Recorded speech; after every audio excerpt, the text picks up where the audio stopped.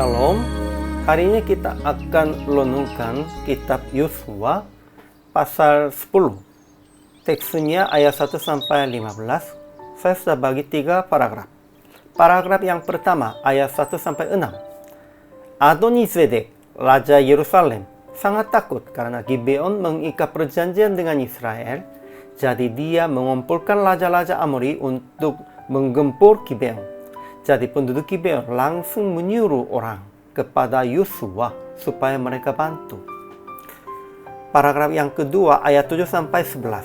Tuhan berkata kepada Yosua, "Janganlah takut kepada mereka, sebab aku menyerahkan mereka kepadamu. Tidak seorang pun dari mereka yang akan dapat bertahan menghadapi engkau." Dan Israel menang dalam perang. Namun yang mati lebih banyak kena hujan batu daripada yang dibunuh oleh pedang. Paragraf yang ketiga, ayat 12 sampai 15.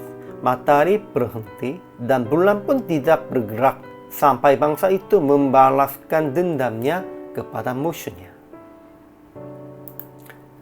Kesimpulannya, Adoni-Zedek, Raja Yerusalem, sangat takut karena Gibeon mengikat perjanjian dengan Israel, sebab Gibeon itu kota yang besar, seperti salah satu kota kerajaan, bahkan lebih besar dari Ai. Namun, raja itu menyuruh orang kepada 5 raja Amori dan berkata, "Datanglah kepadaku dan bantulah aku supaya kita menggempur Gibeon." Jadi penduduk Gibeon langsung menyuruh orang kepada Yosua supaya minta tolong. Yosua bergerak maju dari Gilgal dan Tuhan berkata kepada Yosua, "Janganlah takut kepada mereka, sebab aku menyerahkan mereka kepadamu. Tidak seorang pun dari mereka yang akan dapat bertahan menghadapi engkau."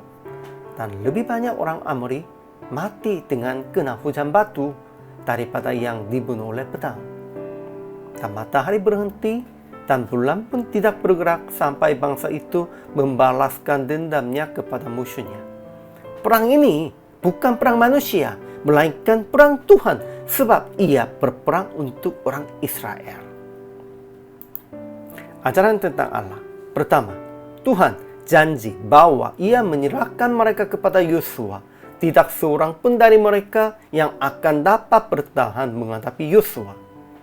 Kedua, Tuhan berperang dengan hujan batu dan menghentikan matahari dan bulan. Ajaran tentang manusia.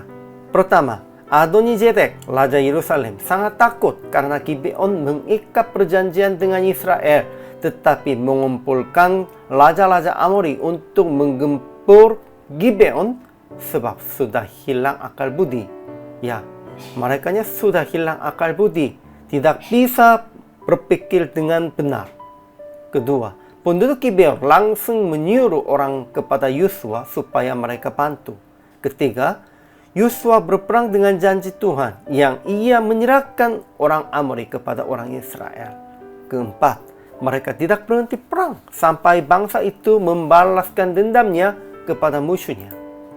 Aplikasinya apa? Pertama, jangan hilangkan akal budi di dalam kondisi sulit dan takut.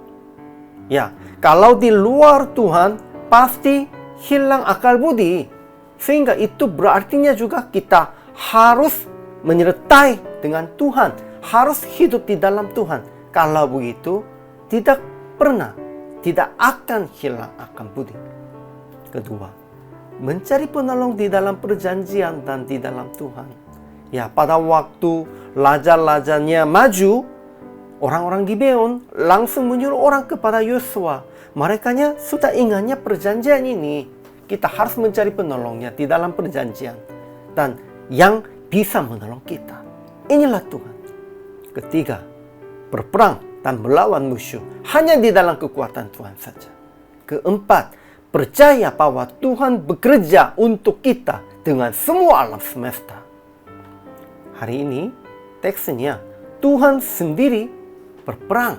Sekalipun orang Israel ikut, namun lebih majunya Tuhan dan lebih berperangnya dengan kekuatan Tuhan. Jadi PR praktik hari ini, tetap kuatkan hati di dalam situasi takut dan sulit. Dan ingat janji Tuhan, yang menyertai dan menyerahkan musuh di tangan kita.